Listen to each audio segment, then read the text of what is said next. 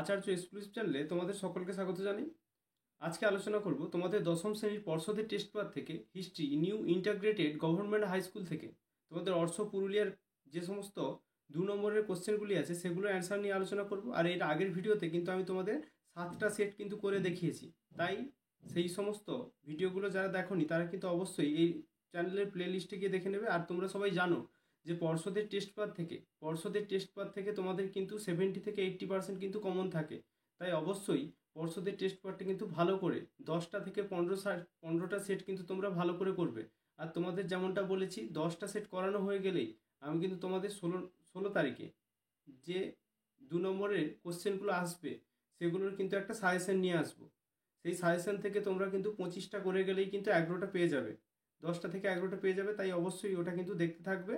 আর এই কোশ্চেনগুলো অবশ্যই কিন্তু দেখো, আর সম্পূর্ণ ভিডিওটি স্কিপ না করে কিন্তু দেখবে। চলো শুরু করা যাক। 1 নম্বর কোশ্চেন বলছে, আঞ্চলিক ইতিহাস চর্চা গুরুত্বপূর্ণ কেন? অ্যান্সারটা দেখে নাও। বর্তমানে ইতিহাস চর্চার ক্ষেত্রে কোনো একটি বিশেষ স্থানের ইতিহাসও আধুনিক চর্চার বিষয় হয়ে উঠেছে। ভৌগোলিকভাবে স্থানীয় প্রেক্ষিতে স্থানীয় সম্প্রদায়, বিষয় বা ব্যক্তিকে কেন্দ্র করে যে ইতিহাস গড়ে ওঠে তাকে বলা হয় কিন্তু আঞ্চলিক ইতিহাস। এই আঞ্চলিক ইতিহাস চর্চার কয়েকটি গুরুত্বপূর্ণ দিক আছে, যেগুলো কি? প্রথমত, আঞ্চলিক ইতিহাসে কোনো নির্দিষ্ট স্থানের অতি ক্ষুদ্র ইতিহাস ও কোনো নির্দিষ্ট পরিবারের সম্পর্কে ঠিক ধারণা দিতে পারে। দ্বিতীয়ত কি না, আঞ্চলিক ইতিহাসের সঙ্গে সংযোগ রয়েছে ইতিহাসের নানান ঐতিহ্য, অর্থনীতি ও সমাজবিজ্ঞানের বিভিন্ন বিষয়। আর অনেকেই কিন্তু আমাকে কমেন্ট করছে, স্যার আমি এই কোশ্চেনগুলো কেমনভাবে লিখবো, এগুলোকে একটু ছোট করে লিখলে হয় না? যেভাবে তোমাদের বলে দেওয়া হবে ভিডিওটি সম্পূর্ণ ওয়াচ করো সেইভাবেই লিখবে। এগুলো 2 নম্বরের ফরম্যাটেই কিন্তু করা হয়ে আছে, ঠিক আছে? তার মধ্যেও আমি অনেকগুলো কোশ্চেন এমনও ছিল যেগুলো 4 নম্বরে আসতে পারে, সেগুলোর জন্য কিন্তু পয়েন্ট আউট করে একটু বড় করে লিখিয়েছি, সেগুলো আমি ভিডিওতে কিন্তু বলে দিয়েছি। তাই অবশ্যই ভিডিওটি ফুল না যদি তুমি ওয়াচ করো তাহলে কিন্তু তোমরা বুঝতে পারবে না। তাই অবশ্যই ফুল ওয়াচ করবে আর অবশ্যই খাতায় নোট ডাউন করবে।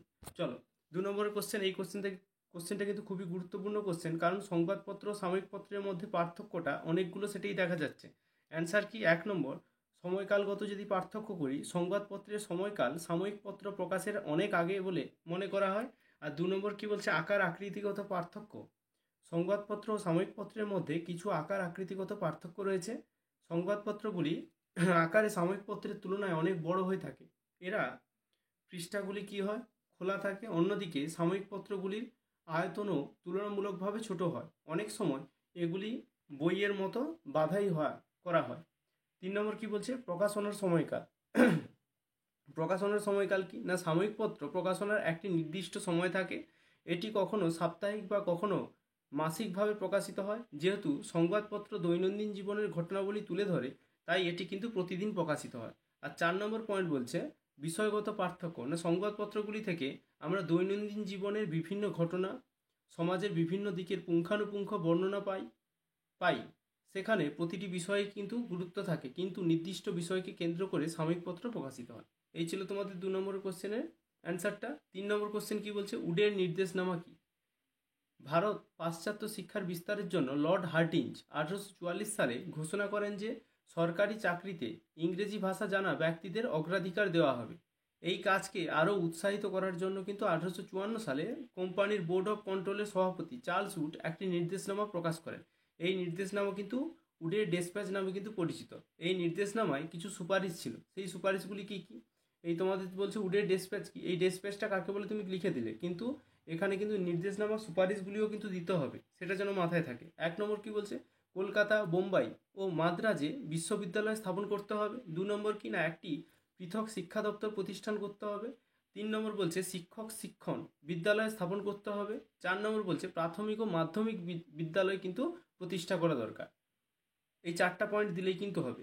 4 নম্বর কোশ্চেন কি বলছে? মধুসূদন গুপ্ত কে ছিলেন? অ্যান্সার দেখো, পণ্ডিত মধুসূদন গুপ্ত ছিলেন একজন বাঙালি ব্রাহ্মণ, অনুবাদক এবং আয়ুর্বেদিক চিকিৎসক। তিনি কিন্তু পাশ্চাত্য চিকিৎসায় ও প্রশিক্ষিত ছিলেন এবং 1836 সালে কিন্তু কলকাতা মেডিকেল কলেজে ভারতের প্রথম মানব ব্যবচ্ছেদ করার কৃতিত্ব অর্জন করেন তিনি। সুশ্রুতের প্রায় 3000 বছর পরে তিনিই পুনরায় সব ব্যবচ্ছেদ করতে কিন্তু এগিয়ে আসেন। 19 শতকের বাংলায় তিনিই প্রথম বাঙালি সব ব্যবচ্ছেদকারী ডাক্তার, যার হাত দিয়ে কিন্তু এক নতুন যুগের সূচনা হয়েছিল ভারতীয় চিকিৎসা বিজ্ঞানে।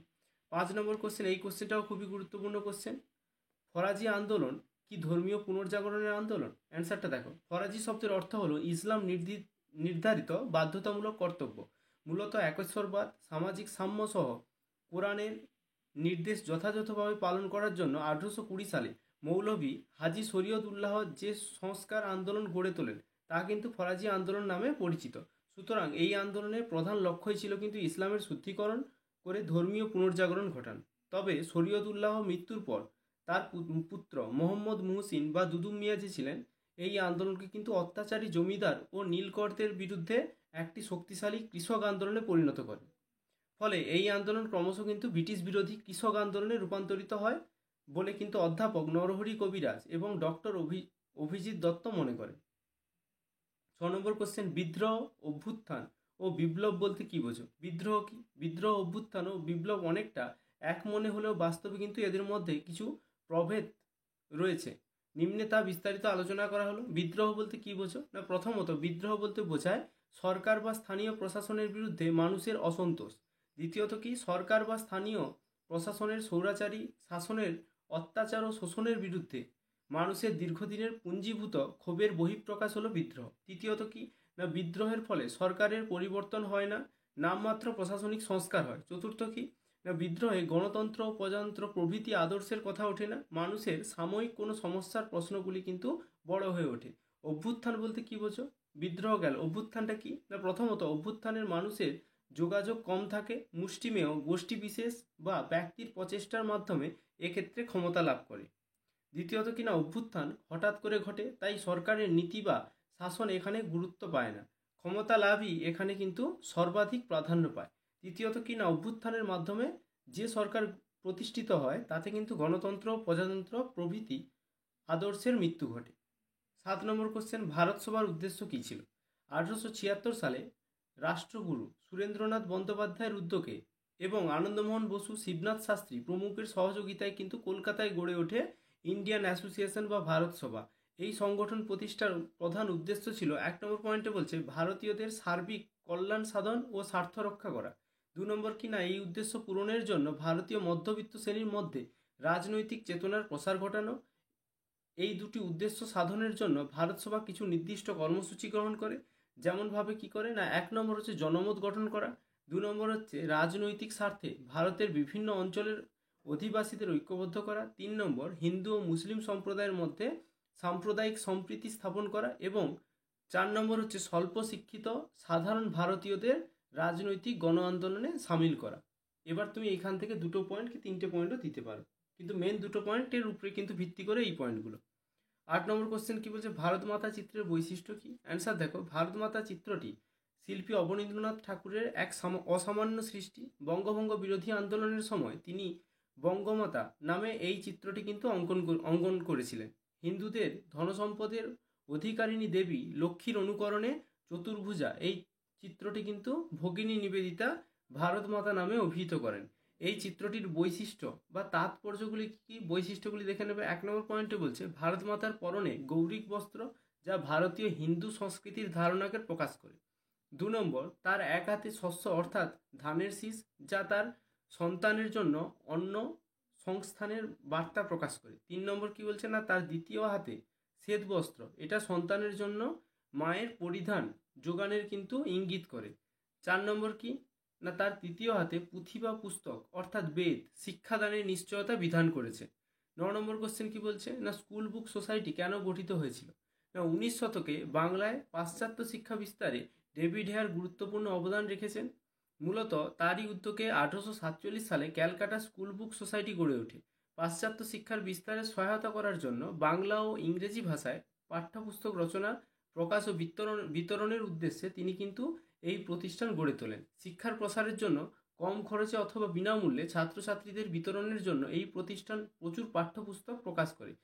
এই প্রস্তাব প্রকাশের দায়িত্ব পায় শ্রীরামপুর মিশন প্রেস সহ একাধিক প্রেস। এদের মধ্যে উল্লেখযোগ্য হলো কিন্তু হিন্দুস্তানি প্রেস, পার্সিয়ান প্রেস, সংস্কৃত প্রেস ইত্যাদি। 10 নম্বর কি বলছে, চার্লস উইলকিন্স কে ছিলেন? এটাও কিন্তু খুবই গুরুত্বপূর্ণ কোশ্চেন এইবারের জন্য। চার্লস উইলকিন্স হলেন ইংরেজ ইস্ট ইন্ডিয়া কোম্পানির একজন কর্মকর্তা। তিনি সর্বপ্রথম বাংলা অক্ষরের টাইপ বা নকশা তৈরি করেন। এই কারণে তাকে বাংলা ছাপাখানার জনক বা কিন্তু বাংলার গুটেনবার্গ বলে অভিহিত করা হয়। বাংলার ছাপার কাজ করার জন্য তিনি কিন্তু 1778 সালে জেলার কিন্তু চুঁচুড়ায় ছাপাখানা প্রতিষ্ঠা করেন।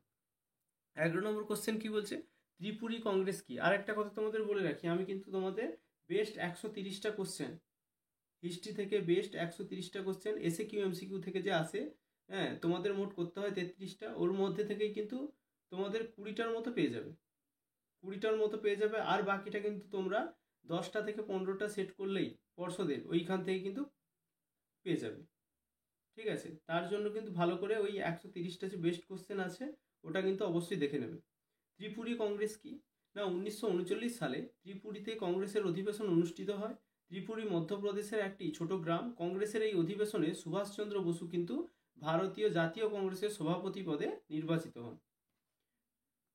12 নম্বর কোশ্চেন কি বলছে, রামপা বিদ্রোহ কি? অ্যান্সার দেখো, রামপা বিদ্রোহ ছিল ব্রিটিশ শাসনের বিরুদ্ধে অন্ধ্রপ্রদেশের উপজাতিদের স্বাধীনতার সংগ্রাম। 1922 সালে এই বিদ্রোহ সংগঠিত হয়েছিল। আল্লুরি সীতারাম রাজু এই বিদ্রোহের নেতৃত্ব দেন। রামপা বিদ্রোহের বিশেষত্ব কী ছিল না, এই বিদ্রোহটি মাদ্রাজ প্রেসিডেন্সির গোদাবরী জেলায় সংঘটিত হয়েছিল। এই বিদ্রোহকে মান্নব বিদ্রোহ নামেও কিন্তু ডাকা হয়। এই বিদ্রোহ ছিল ব্রিটিশ শাসনের বিরুদ্ধে উপজাতিদের সশস্ত্র বিদ্রোহ। 13 নম্বর কোশ্চেন, এই কোশ্চেনটাও অসংখ্য সেটে পাওয়া যাচ্ছে। আমি তোমাদের 16 তারিখ কিন্তু বলে দেবো কোন কোন কোশ্চেনগুলো আসার চান্স খুবই প্রবল রয়েছে, কারণ আগের বছর, গত বছর কিন্তু আমার দেওয়া 20টা কোশ্চেন থেকে কিন্তু ওরা কিন্তু 10টা কোশ্চেন পেয়েছে। এইবারে তাই কোশ্চেনের পরিমাণটা একটু বাড়িয়েছি, 25টা কোশ্চেন দেবো, আর ওইখান থেকেই কিন্তু তোমরা 11টা পেয়ে যাবে। ঠিক আছে, তাই অবশ্যই দেখতে ভুলবে না। আর এই যে পর্ষদের টেস্ট পেপারগুলো করাচ্ছি, এইখান থেকে কিন্তু তোমরা অনেকটাই হেল্প পাবে। অবশ্যই কিন্তু চ্যানেলটিকে সাবস্ক্রাইব করে নেবে আর প্রতিনিয়ত ভিডিওগুলো দেখবে। আর যতটা সম্ভব সোশ্যাল মিডিয়া থেকে দূরে থাকবে। কাজ না থাকলে, কোশ্চেন যদি রেডি করতে হয় বা কোনো যদি পড়ার পারপাসে কাজ থাকে, তাহলে অবশ্যই ফোনটা নিয়ে বসবে, না হলে কিন্তু অযথা ফোন নিয়ে সময় নষ্ট করবে না, কারণ বোর্ডের পরীক্ষা তোমাদের জীবনের এইটা কিন্তু প্রথম এক্সাম, সেটা কিন্তু মাথায় রাখবে। অ্যান্সার দেখো, রশিদ আলী ছিলেন আজাদ হিন্দ বাহিনীর ক্যাপ্টেন। ব্রিটিশ সরকারের সামরিক আদালতে তাকে কিন্তু 7 বছর কারাদণ্ড দেওয়া হয়। তার প্রতিবাদে 1946 খ্রিস্টাব্দের 11 থেকে 13ই ফেব্রুয়ারি কলকাতায় গণ আন্দোলন হয় এবং 12ই ফেব্রুয়ারি কিন্তু দিনটি রশিদ আলী দিবস হিসাবে কিন্তু পালিত হয়। 14 নম্বর কোশ্চেন, দুকড়িবালা দেবী কে ছিলেন না, দুকড়িবালা দেবী ছিলেন একজন বাঙালি নারী বিপ্লবী। তিনি কিন্তু ব্রিটিশ বিরোধী স্বাধীনতা আন্দোলনে কিন্তু অংশগ্রহণ করেছিলেন বা সামিল হয়েছিলেন। ঠিক আছে, এই কোশ্চেনটাই আবার দেওয়া আছে, একটু বড় করে দেখে নাও। এইটাই পার্টিকুলার অ্যান্সার। তাহলে দুকড়িবালা দেবী ছিলেন কিন্তু একজন বাঙালি নারী বিপ্লবী। তিনি ব্রিটিশ বিরোধী স্বাধীনতা আন্দোলনে সক্রিয়ভাবে অংশগ্রহণ করেন।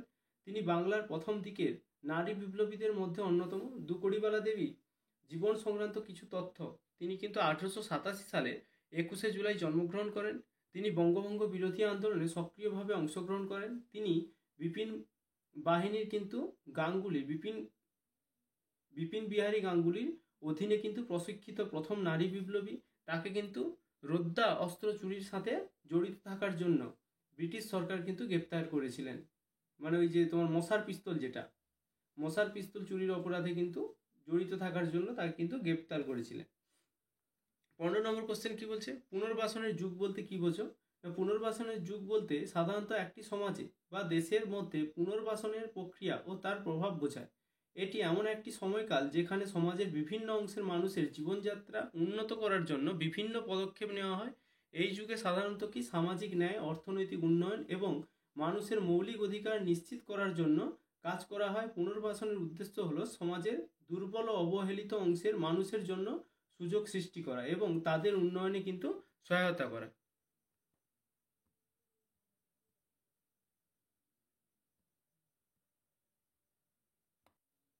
পয়েন্ট আউট করে যেগুলো দেওয়া আছে দেখে নেবে। পুনর্বাসন শব্দটির অর্থ হলো কিন্তু পুনরায় প্রতিষ্ঠা বা পুনরুদ্ধার। দ্বিতীয়ত বলছে, যুগ বলতে বোঝায় একটি নির্দিষ্ট সময়কাল যেখানে কি বিশেষ কিছু পরিবর্তন ঘটে। 3 নম্বর, পুনর্বাসনের যুগ বলতে বোঝায় সেই সময়কাল যেখানে কিন্তু সমাজে পুনর্বাসনের মাধ্যমে মানুষের জীবনযাত্রা উন্নত করার চেষ্টা করা হয়। 16 নম্বর কোশ্চেন বলছে, দার কমিশন কেন গঠিত হয়েছিল? দার কমিশন গড়ে ওঠার পেছনে কিছু প্রধান কারণ রয়েছে। প্রথমত কি না, এটি একটি নির্দিষ্ট উদ্দেশ্যে গঠিত হয়, যেমন একটি নির্দিষ্ট সমস্যার সমাধান করা বা একটি লক্ষ্য অর্জন করা। দ্বিতীয়ত কি, এটি সদস্যদের মধ্যে সহযোগিতা ও সমন্বয় সাধন করে, যা একটি কার্যকরী ফলাফল নিশ্চিত করে। তৃতীয়ত, দ্বার কমিশনের মাধ্যমে বিভিন্ন দৃষ্টিভঙ্গি এবং অভিজ্ঞতা একত্রিত হয়, যা সিদ্ধান্ত গ্রহণ প্রক্রিয়াকে সমৃদ্ধ করে। এই ছিল তোমাদের 148 নম্বর পেজের কিন্তু কোশ্চেনগুলো।